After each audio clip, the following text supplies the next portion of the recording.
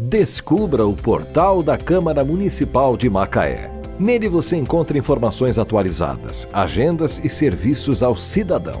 O site oficial é uma ferramenta essencial para quem deseja acompanhar de perto as atividades legislativas e estar por dentro de tudo o que acontece na nossa cidade. Acesse agora e conheça tudo o que nossa cidade tem a oferecer.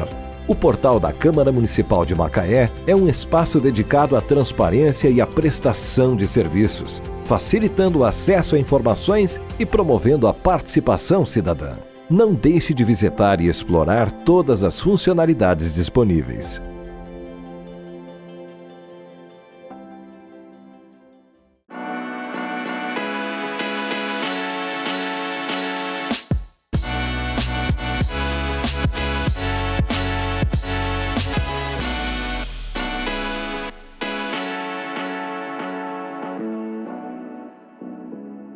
Olá, sejam bem-vindos ao Pod Povo, podcast que conversa com a população macaense, sempre trazendo algo inovador, sempre trazendo informação, conhecimento. E como a gente está em um período de férias, a demanda pede um certo cuidado com as crianças, com a gente mesmo, entender como lidar com as crianças. Então a nossa preocupação foi trazer alguém que nos orientasse um pouco nesse momento, como conter os nervos, né? Eu peço que você, antes de mais nada, se você não nos segue, siga nossas redes sociais, @TV Câmara. Temos o YouTube também, segue no YouTube, ativa a notificação. Dentro do nosso canal do YouTube nós temos diversos programas, outros podcasts, outros programas que eu sugiro também que você acompanhe. Por lá, pelo YouTube, você consegue acompanhar a sessão do dia, que agora está em recesso, mas daqui a pouco a gente volta a todo vapor, que vai trazer para você tudo o que acontece dentro do Legislativo, tudo que você precisa saber com o que acontece na cidade, né? O que acontece com o seu dinheiro, população, povo, isso é tudo seu, isso é tudo para vocês. E como esse programa também é voltado para vocês, para trazer conhecimento, e eu já falei um pouquinho, hoje eu trago para vocês a Alessandra Barreto. Ela trabalha com comunicação não violenta, mas ela é assistente social. Vamos saber um pouquinho de como lidar com isso, já que a gente está no momento que realmente pede. Eu recebo com muito carinho, Alessandra. Muito obrigada pela participação. Boa tarde, Joyce. Boa tarde, né? Quem vai nos assistir depois. Obrigada pelo convite. Para mim é sempre um prazer muito grande falar de comunicação não violenta, porque eu entendo que realmente é algo que muda a vida das pessoas e muda para melhor. A gente está o tempo todo se comunicando, mas infelizmente a gente não se comunica com a qualidade que a gente poderia, que melhoraria as nossas relações. Então, muito obrigada pelo convite, espero que a gente tenha uma tarde muito agradável. Eu tenho certeza. Informativa, né? Eu também não tenho conhecimento nenhum. Você vê que eu trouxe uma colinha aqui para poder saber um pouquinho do que se trata. Então, eu vou perguntar para você, já que eu sei que você entende bastante, o que seria a comunicação não violenta? A comunicação não violenta foi criada por um psicólogo americano chamado Marshall Rosenberg, lá por 1960. Ele foi um profissional muito atuante em áreas de conflito, em áreas que tinha muita guerra. E na sua experiência clínica ali com aquelas pessoas e nesses grandes movimentos, ele entendeu que tinham coisas que se repetiam, que as pessoas o tempo todo estavam brigando, discutindo, só que elas não chegavam a lugar satisfatório nenhum. E em suas pesquisas, em suas observações, ele foi entendendo que poderia existir uma forma de se comunicar que atenderia às necessidades de todos, entendendo que todos nós, qualquer pessoa do planeta Terra tem necessidades. Essas necessidades são universais, de abrigo, de liberdade, de segurança, de alimentação adequada. Então ele foi entendendo que essas coisas não mudam. Temos culturas diferentes, formas de viver diferentes, olhares diferentes, mas todas nós pessoas, em algum momento, a gente está ou pedindo, ou a gente está agradecendo, isso é uma coisa que ele fala, né? Que o tempo todo a gente está pedindo ou está agradecendo, mas que a gente pode, sim, refinar a nossa comunicação para fazer com que o outro entenda aquilo que a gente precisa. Mas, antes disso, é necessário que o próprio indivíduo entenda qual é a sua necessidade. E falando mais de maneira ocidental, nós que fomos criados numa cultura capitalista, ocidental, a gente foi criado de uma maneira a se sentir responsável pelo outro. Então, a gente não cresce olhando para si mesmo, para os seus sentimentos, as suas necessidades, os seus desejos. É como se a gente estivesse o tempo todo tentando atender ao que o outro quer. E com isso a gente se anula. Por isso que a gente tem hoje relacionamentos tão tóxicos, relacionamentos que não cuidam das pessoas, né? A gente vê que até agora inventaram o Ministério da Solidão, né? Que as pessoas estão fazendo da solidão uma forma de sobreviver, porque se relacionar está extremamente difícil. Porque as pessoas se comunicam, mas elas não se entendem. A gente chegou eu acho que o tempo em que a gente está vivendo, tanto a comunicação em si, violenta ou não, é porque a gente fala disso agora, da comunicação violenta e não violenta agora, mas a gente já vivenciava isso há muito tempo. Por que você acha que agora que as pessoas estão dando ênfase ao assunto? Porque toda vez que a gente chega num extremo, a gente precisa olhar para outro lugar. Então, a gente vê cada vez mais os números de violência, as pessoas estão intolerantes. Se você não concorda comigo, você está contra mim. Se você posta uma coisa eu não gosto, eu te cancelo. Então, as pessoas estão muito intolerantes. A gente avançou muito tecnologicamente, mas se a gente for olhar para as relações, a gente não avançou. As pessoas não conseguem conversar, você não aceita que uma pessoa pense diferente de você, então algo que poderia ser saudável, mas por que você pensa assim? Essa curiosidade de eu entender por que você tem um ponto de vista diferente, a gente não alimenta. A gente ou você pensa igual a mim, ou eu tô contra você. É verdade, é estranho mesmo, porque não tem relacionamento. É tudo muito virtual hoje, então as pessoas querem mostrar que está tudo muito bem, querem que você concorde com isso. Às vezes elas colocam lá a ideia delas, as crenças delas, e elas não aceitam que isso seja discordado. Né? A gente não tem como lidar no dia a dia com a comunicação. Se você não controla, né? Você controla às vezes sobre você, o que é muito difícil, mas você não controla o outro. Como lidar com essa comunicação cada vez mais divergente? Para começar, você ter muita consciência da sua comunicação. É fazer mesmo autoexame. Como que você se comunica? Olhar para as suas relações, o seu núcleo principal, a sua casa, as pessoas mais próximas a você, seu trabalho. Como é essa comunicação? É todo mundo o tempo todo se ofendendo? Ou vocês têm algum momento de diálogo em que um fala e o outro escuta? É fazer mesmo uma avaliação. Eu estou sempre gritando com meu filho, eu estou sempre gritando com a minha esposa, com meu marido. Eu pergunto, espero a pessoa responder. Eu escuto o que eu estou sentindo. Primeiro, não tem como, gente. A comunicação não violenta, ela começa com a gente, ela começa com o indivíduo. Então, não adianta você falar, que fulano... É muito comum, quando eu falo que tem um conhecimento sobre comunicação não violenta, a pessoa fala, eu vou indicar alguém para você. Fulano precisa muito aprender isso que você está ensinando.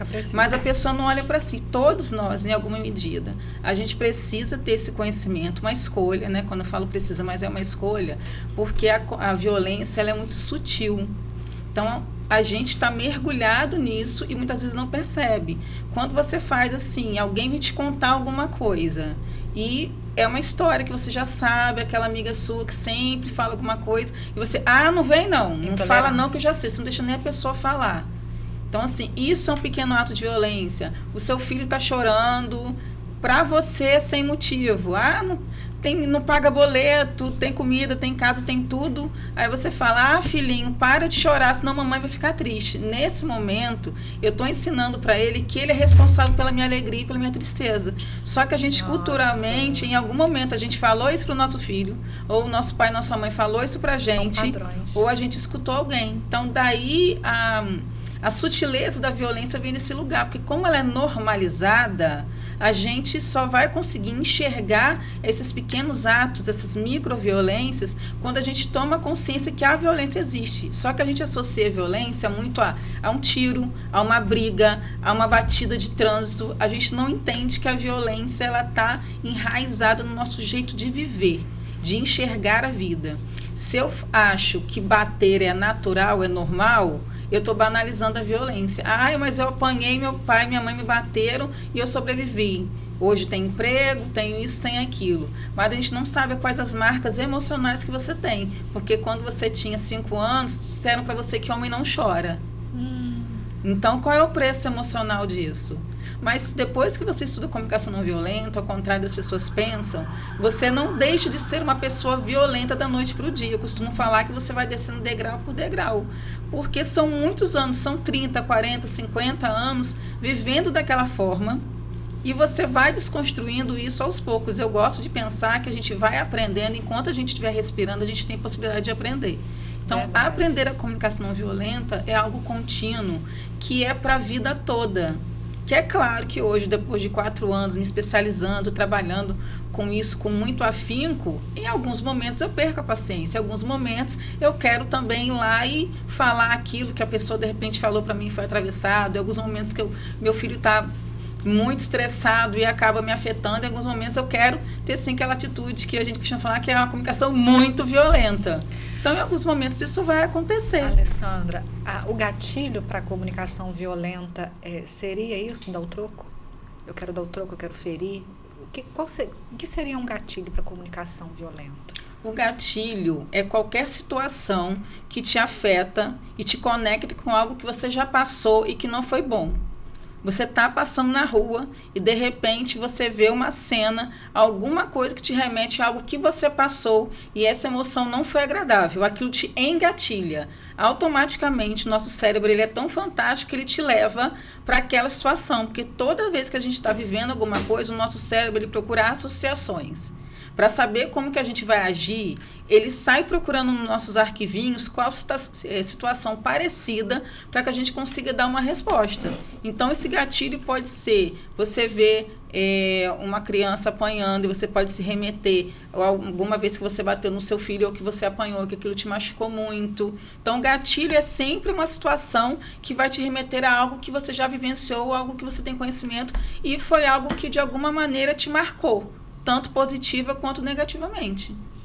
Como que começou? Por que você estudou comunicação violenta? Como que você, como assistente social, foi uma necessidade externa ou uma necessidade interna?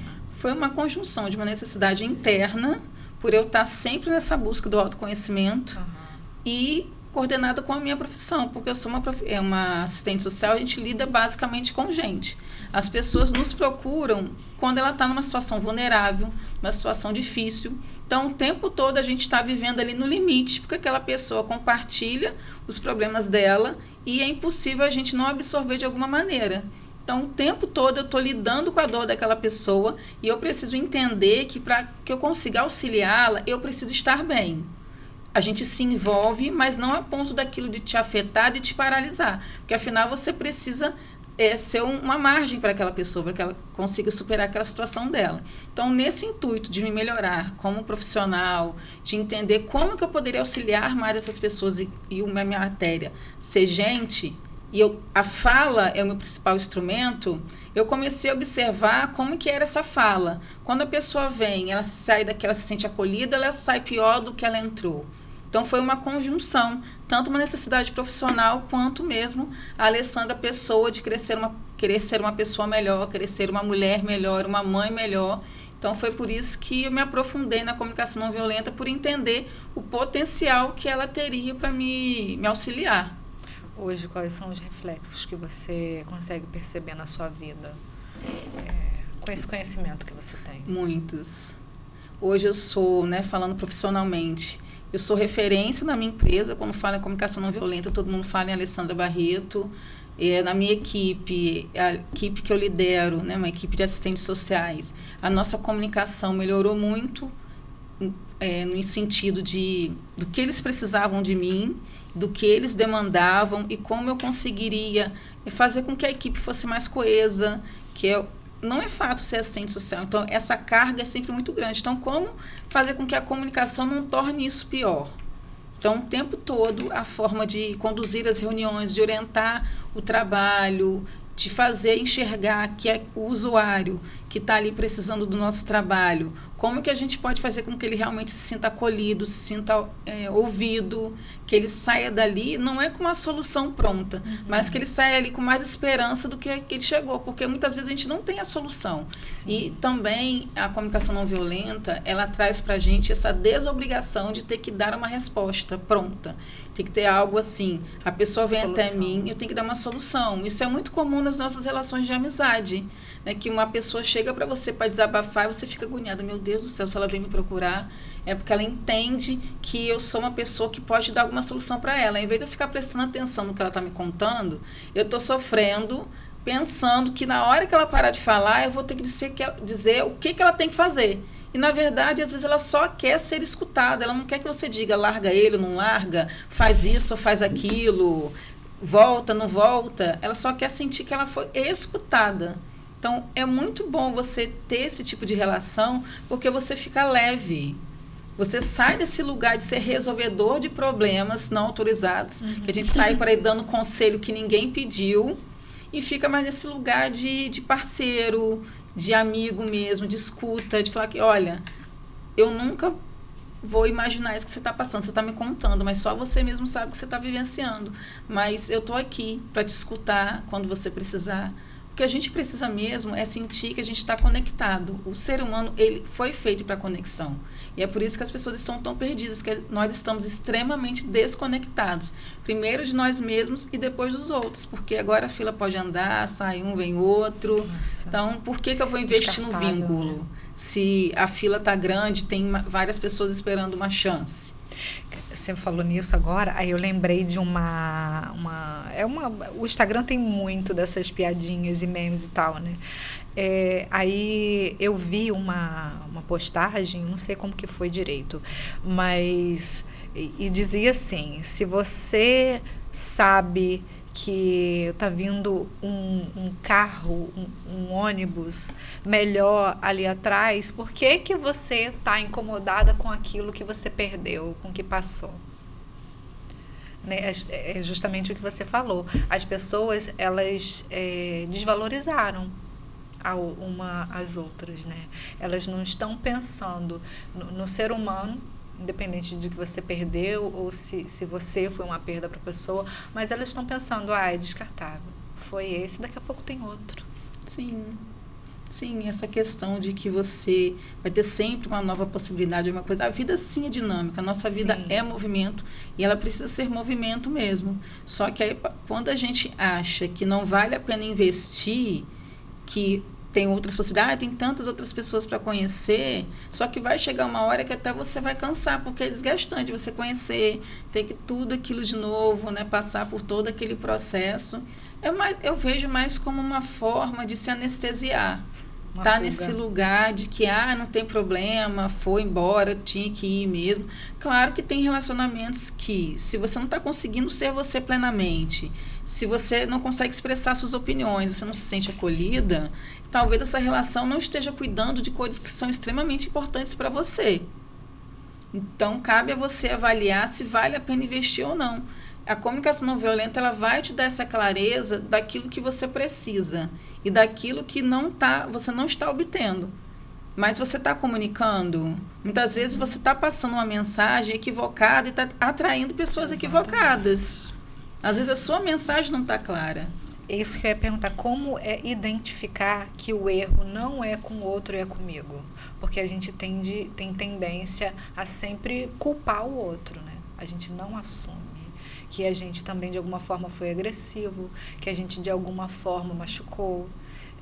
E comunicação violenta, eu não sei se a gente trata ela como verbal ou não verbal, mas existe muita coisa não verbal que a gente faz também, que é uma agressão. Então, como identificar que eu também tenho parcela de culpa nisso? Muito importante essa sua reflexão, muito.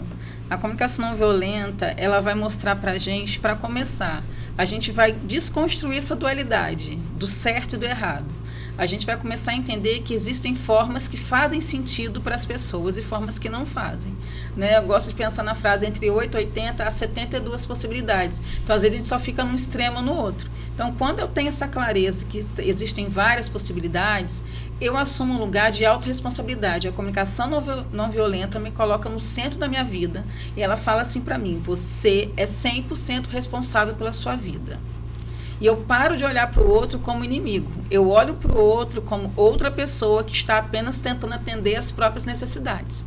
O que acontece é que, às vezes, a forma como ele está cuidando das necessidades dele é uma forma trágica que acaba sendo materializada pela violência, que pode ser física, né, pode ser verbal. E a comunicação não verbal, sim, ela também existe, ela é muito expressiva, é um olhar, né, é um jeito de você mexer o seu corpo. Então, sim, ela existe sim. E a partir do momento que eu olho como autorresponsabilidade, a culpa, ela ocupa um lugar mais menos privilegiado na comunicação não violenta, porque eu tiro a palavra culpa e eu coloco responsabilidade. Um relacionamento, minimamente, tem ali duas pessoas, se eu entendo que eu também contribuí para as coisas, eu saio desse lugar que não deu certo porque a pessoa não me valorizou, não deu certo porque a pessoa fazia isso comigo, eu era excelente, essa pessoa não enxergou, eu estou tirando de mim a responsabilidade, eu não estou enxergando a minha contribuição nesse relacionamento, que pode ter sido de 10% e da outra pessoa 90%, não importa. Ou o inverso. Entendeu? 90, o 10. Porque às vezes a gente acha também que a gente é o alecrim dourado, né? A outra pessoa que não presta, entre aspas. Se a gente começar a pensar nessa lógica de contribuição no meu relacionamento, como que eu estou contribuindo? Eu contribuí como e quando para ele estar dando certo ou para ele não estar dando certo? Eu sair desse lugar de culpa me leva para um lugar de clareza, para um lugar de liberdade, inclusive para que no próximo relacionamento eu saia desse lugar de vítima e deixar que a outra pessoa tem que realizar todos os meus desejos, que ela tem que se encaixar na minha forma, 1,80 m, 90 quilos, manequim 40, gentil, bom emprego, blá, blá, blá, blá, blá, blá, blá, blá. Porque aí eu me coloco também nesse lugar, poxa vida, e eu? Como é que eu estou nessa situação? É só o outro que tem que melhorar? Eu não tenho que melhorar? A minha fala, a minha postura, a forma como eu trabalho nessa dinâmica desse relacionamento? Então, culpa é algo que a gente consegue se libertar aos poucos a partir do momento que a gente se abre à comunicação não violenta. Que quando eu me entrego à responsabilidade, eu entendo que todos nós temos nossas contribuições. E aí eu paro de colocar o outro no lugar de vilão. Eu coloco ele no lugar de outro, que é o lugar que ele ocupa. Ele é o outro na relação. Ele não é um vilão, inimigo. Que quando eu trato ele puramente como inimigo, eu tiro a humanidade dele. Eu tiro tudo dele e eu me coloco ali no pedestal. Eu sou incrível, é o outro que não presta. Interessante.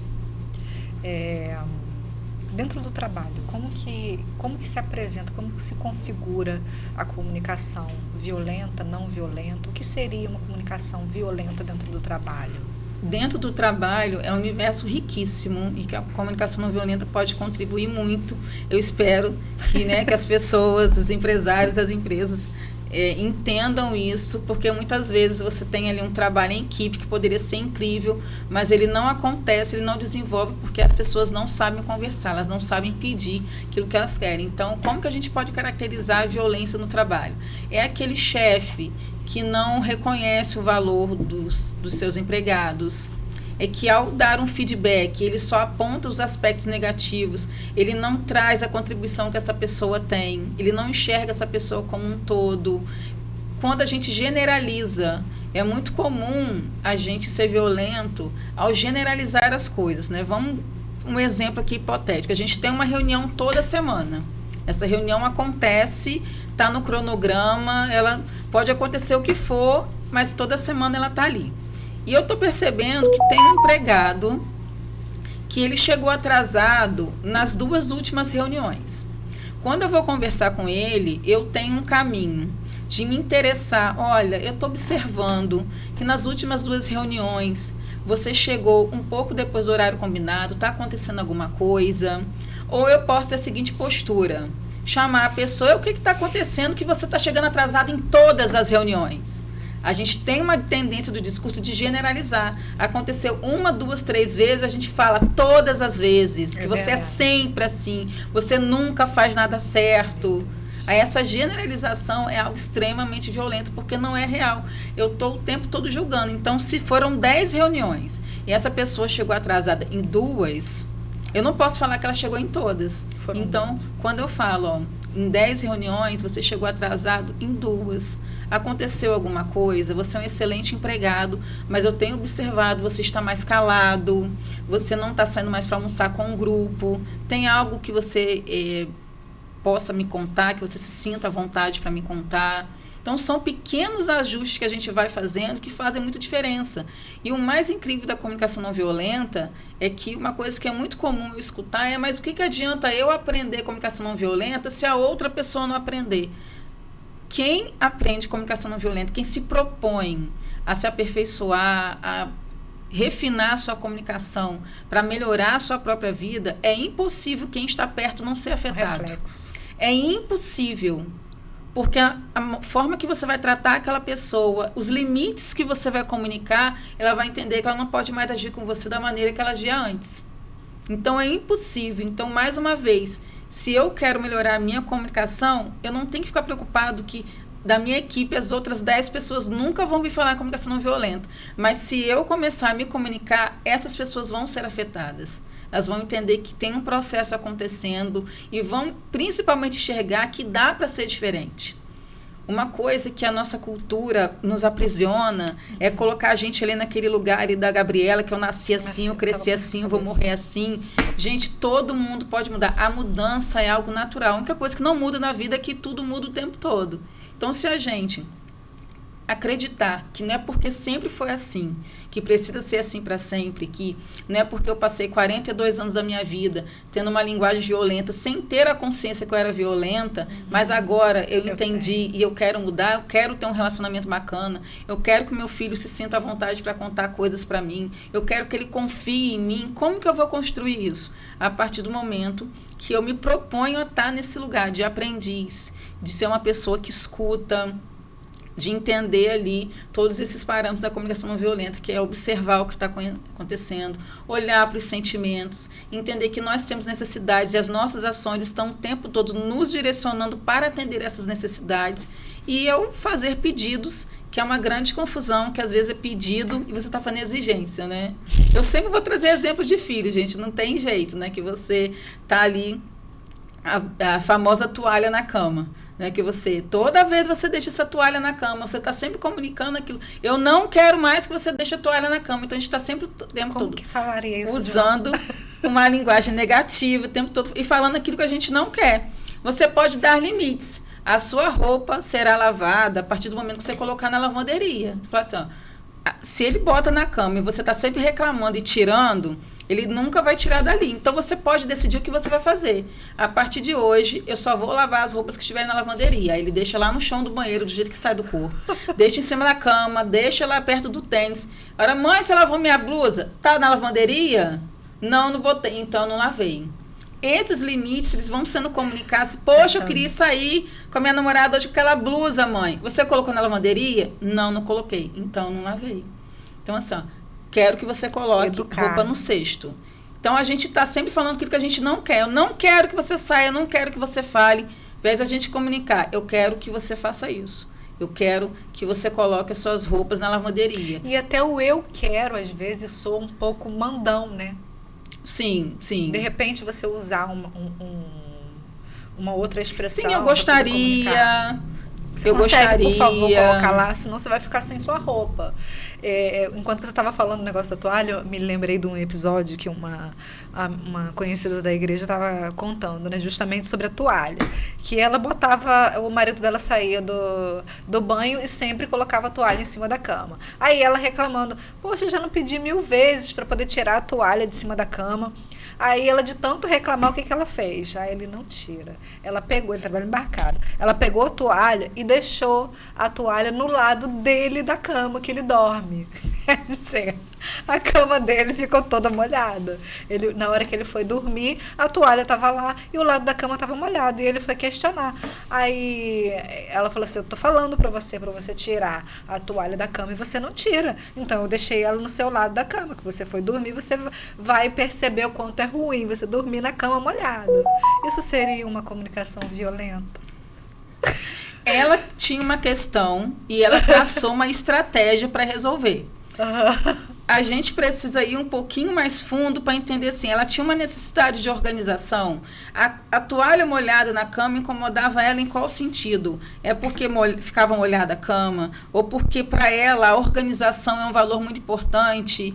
A gente precisa entender qual é a necessidade dela que estava sendo ferida quando ele colocava a toalha. Que naquele momento ali pode ter resolvido pontualmente. Mas no próximo embarque, né, quando ele descer novamente, ele pode voltar a botar aquela toalha. Então precisa fazer sentido para os dois, a partir do momento que ele entender que não é só uma reclamação, que ele pode contribuir para a necessidade dela ser atendida de organização, de que é organização da casa, pelo bem-estar deles, porque afinal a cama fica molhada, pode ter mofo, é desconfortável você dormir num lugar molhado. Então, é entender qual é a necessidade, não é simplesmente uma toalha molhada. Então, a complexidade vem porque nunca é aquela coisinha em si, é algo mais profundo.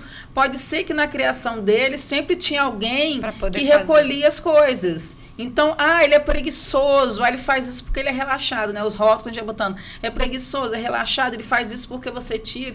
Mas entender, pode ser que em nenhum momento alguém tenha dito para ele de forma explícita que não é tão bacana deixar a toalha na cama. Você fala, mas é uma coisa tão básica. Sim, gente, é uma coisa tão básica. Mas o óbvio precisa ser dito. Só que a gente não quer dizer, mas era para ele saber. Não, gente. É óbvio para você, mas para outra pessoa não é. Verdade. E quem é mãe de menino sabe muito disso. E mas vai falar quantas vezes? 70 vezes 7. Você vai falar quantas vezes for necessário. Só que isso pode surpreender.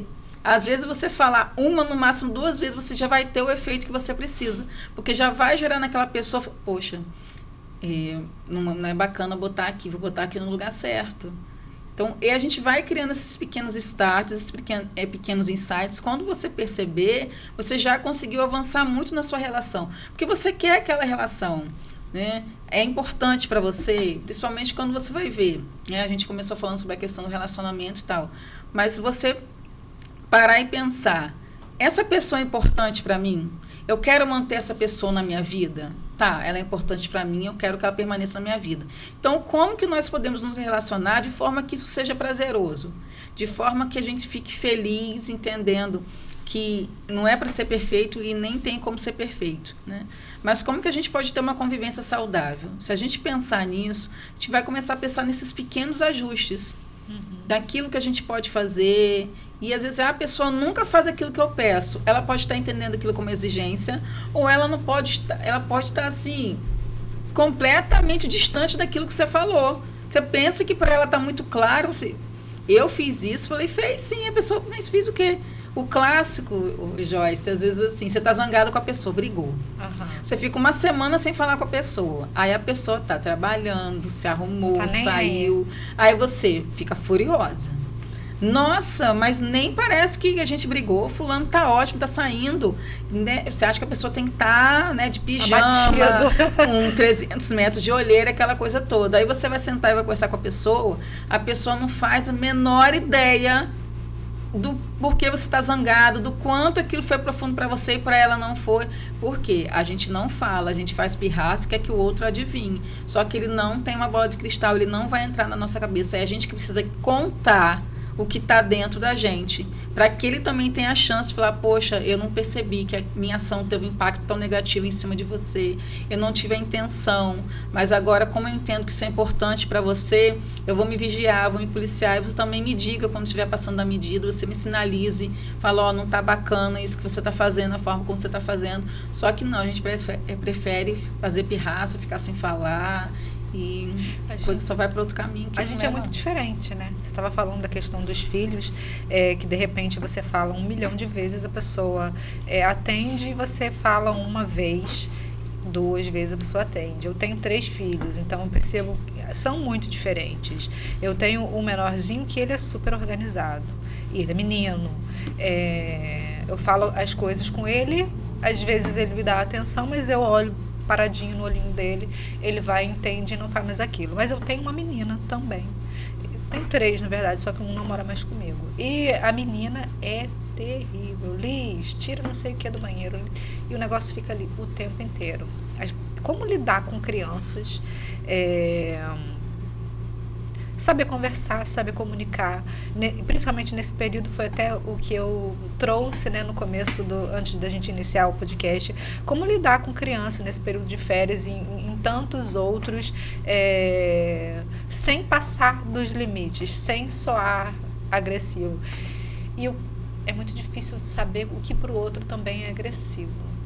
Né? Se a gente der a ele a chance de falar, a gente criar um ambiente seguro para falar que a sua opinião é importante, você vai ser genuinamente escutado, ele vai conseguir falar.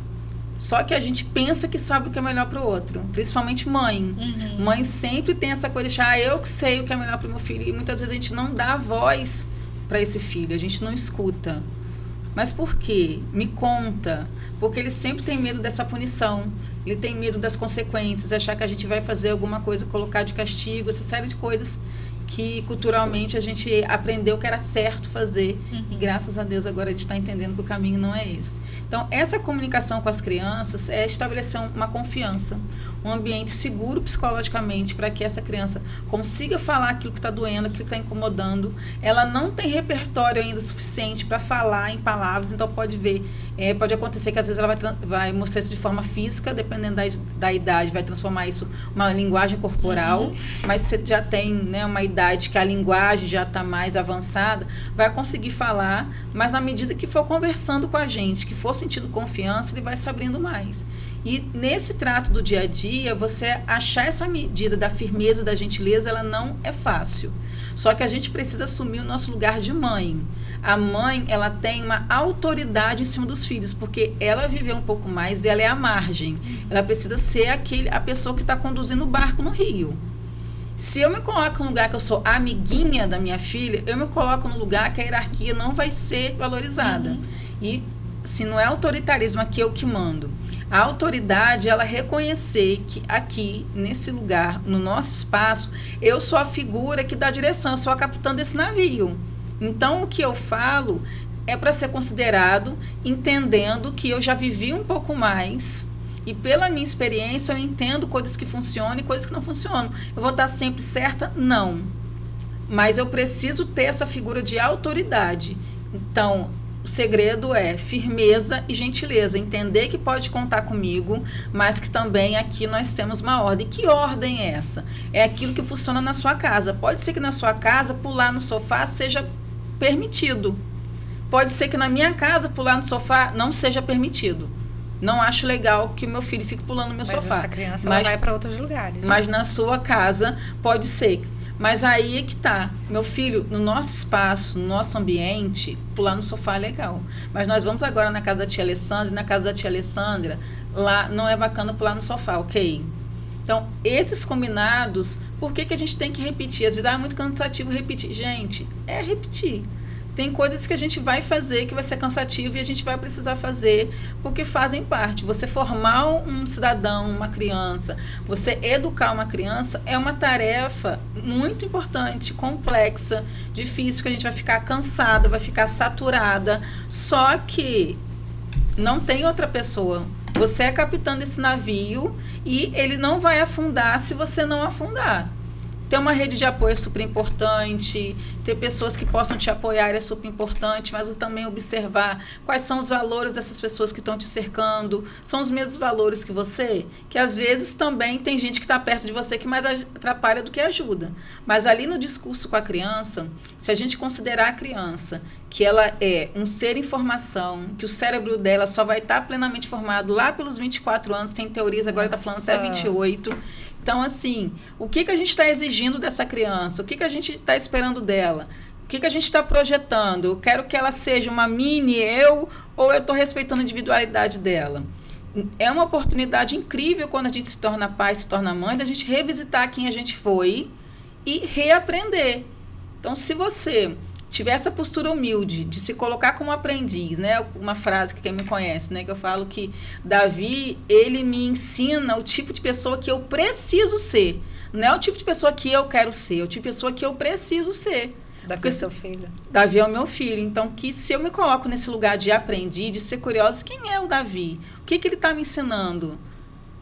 Eu saí desse lugar, eu sou autoridade, sou eu que sei tudo. Gente, você se abrir para o aprendizado é algo maravilhoso. Você não evolui, você né? só cresce.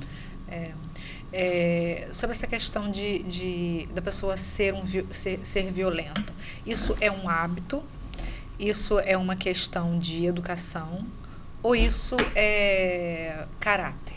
Como que você vê? É um conjunto de tudo isso, porque o ser humano ele é complexo. Ele vai ter as partes genéticas, ele vai ter a parte cultural daquilo que ele vive, daquilo que ele aprendeu, ele vai ter de tudo. Essa complexidade vai trazer esse jogo todo, essa mistura que a gente é. Então, se a gente entender que a gente está o tempo todo aprendendo, a gente também pode desaprender. Então, é muito comum, né, a gente ouvir relatos de pessoas, que o meu pai foi criado de uma forma muito violenta, meu pai apanhava muito, então quando a gente nasceu, ele não sabia abraçar a gente, não sabia beijar, então é natural que a gente reproduza comportamentos. Então, a violência é hábito, a violência é comportamento, é forma de ver a vida, é aquilo que você acredita.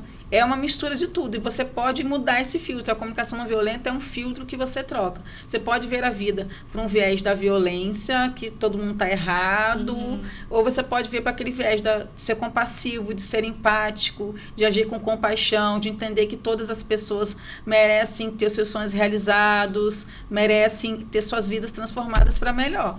Você escolhe o filtro. Eu sei que a gente está terminando, mas eu tenho uma pergunta que eu gostaria de fazer, que eu estou aqui há um tempão. Como lidar quando você convive com uma pessoa, que a pessoa ela tem traços, né, de comportamento um pouco mais agressivo, embora ela não queira, e ela começa a tratar, como você está falando, para poder mudar, e as pessoas não acreditam nessa mudança. Isso desestimula a pessoa? Complexo. Tá. A pessoa, ela então, em algum momento, ela reconheceu que ela precisava melhorar. Exatamente. E aí ela começou a fazer ela buscou alguma ajuda. Ela começa a buscar ajuda. Mas, por essas repetições, né, de comportamentos adversos, ela acaba que ela perde a credibilidade, porque isso é normal, né? As pessoas perdem a credibilidade porque você às vezes fala uma coisa, mas você age, você não transmite aquilo que você está falando. Isso desestimula quando a outra pessoa não acredita na sua mudança, quando a pessoa não acredita que você está buscando melhorar? Com certeza o fator externo vai te influenciar. Mas aí você precisa pensar como que você quer que isso aconteça. Eu estou no meu processo de mudança. Quem está ao meu redor não está acreditando. Eu preciso me colocar nesse lugar de que ou eu vou dar ouvido a essas pessoas e vou acreditar que mudar não é possível, ou eu vou calar essas vozes externas e vou continuar fazendo aquilo que eu quero fazer. E o principal é entender essa pessoa, que aí eu estou percebendo que você falou de você, tem essa pessoa e tem os outros. Essa pessoa, o quanto ela é importante para você. Se ela é importante para você, naturalmente você vai acreditar, você vai estimular. Sim. Você vai estar sendo um apoio para aquela pessoa, sendo empático com aquela pessoa, dando estímulos positivos para que ela permaneça no seu processo de mudança. Entendendo que o processo de mudanças ele não é linear, ele vai ter altos e baixos.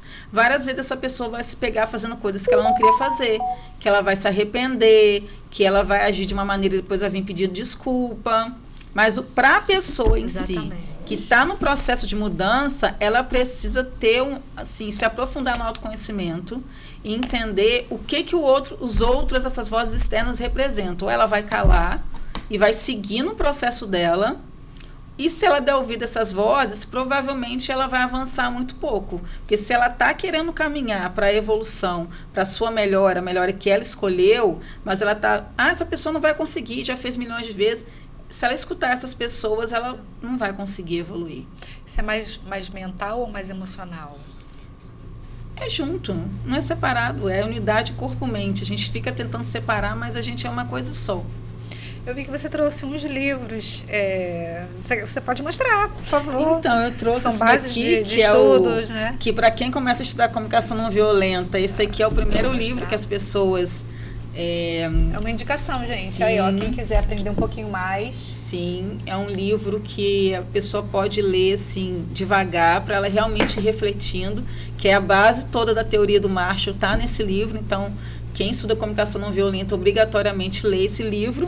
E esse outro aqui é um livro que eu sou uma das coautoras, que é Disciplina e Afeto. E o meu artigo fala sobre empatia e escuta no relacionamento com os filhos, né? Como a gente ter um relacionamento afetivo e efetivo, né? Para a gente poder realmente criar crianças saudáveis para se tornarem adultos saudáveis emocionalmente. Aonde encontra esse livro? Então, você pode mostrar. Pode comprar comigo mesmo, mas ele é vendido na Amazon, ele é vendido na internet, no próprio site, do site da Literária Books também consegue encontrar, mas aqui quem for de Macaé consegue comprar diretamente comigo. Nossa.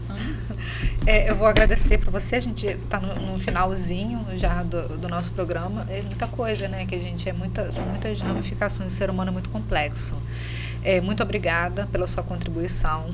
Eu tenho certeza que isso vai ajudar bastante gente. Até para a gente se entender, né? Porque a gente não se entende. A gente acha, como eu falei com você, que é sempre o outro. A gente às vezes a gente não para poder pensar que um comportamento nosso gerou no outro um gatilho para que ele devolvesse para a gente, né? Não é sobre o que o outro faz, é a resposta que o outro dá ao que eu fiz. E que tem, como você falou, às vezes você faz e você não percebe, mas isso gera uma resposta. Então, quero te agradecer pela sua participação, por ter vindo contribuir com a gente, por ter feito as indicações. Peço que você também deixe suas considerações finais. E é isso. Muito obrigada. Estou muito feliz, Joyce, de ter sido convidada. Como eu falei, eu amo falar de comunicação não violenta, porque eu sinto realmente que é algo que transforma a vida das pessoas. Né? Não é só uma teoria, é algo que é bonito no papel, é algo que eu vivo no meu dia a dia. Então, ao enxergar esse valor, que eu entendi também que outras pessoas poderiam ser alcançadas com a comunicação não violenta. E o que você disse sobre impacto, a gente impacta as outras pessoas. E quando a gente tiver consciência que esses impactos eles podem ser positivos, a gente vai escolher melhor as palavras que a gente usa, a gente vai escolher formas melhores, mais amorosas da gente se relacionar e conseguir sim ter relações afetivas, amorosas com as pessoas que a gente trabalha, com as pessoas que a gente mora, com os nossos amigos, com as nossas relações afetivas. Muito obrigada. Obrigada. Olha, gente, eu vou tentar abrir aqui rapidinho, porque como eu tinha anotado algumas coisas para falar com ela, eu anotei sobre a comunicação violenta. Mas, enfim, se eu não conseguir abrir...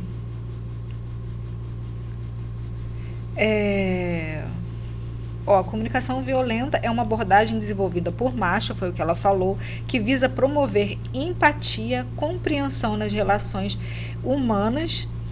E é isso. Acho que a gente precisa ter um pouquinho mais de empatia, né? Fortalecer um pouco mais essas relações humanas que estão se desgastando por muito pouca coisa. Sim. A gente está sempre muito irritado, acha que é o outro, às vezes é a gente. Olhar para dentro.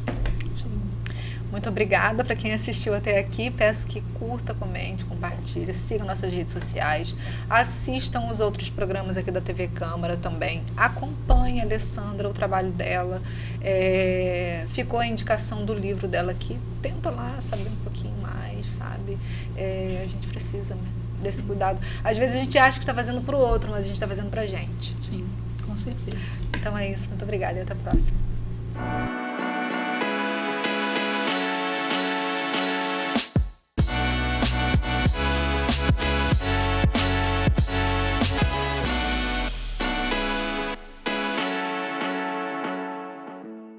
Descubra o portal da Câmara Municipal de Macaé. Nele você encontra informações atualizadas, agendas e serviços ao cidadão. O site oficial é uma ferramenta essencial para quem deseja acompanhar de perto as atividades legislativas e estar por dentro de tudo o que acontece na nossa cidade. Acesse agora e conheça tudo o que nossa cidade tem a oferecer. O portal da Câmara Municipal de Macaé é um espaço dedicado à transparência e à prestação de serviços, facilitando o acesso a informações e promovendo a participação cidadã. Não deixe de visitar e explorar todas as funcionalidades disponíveis.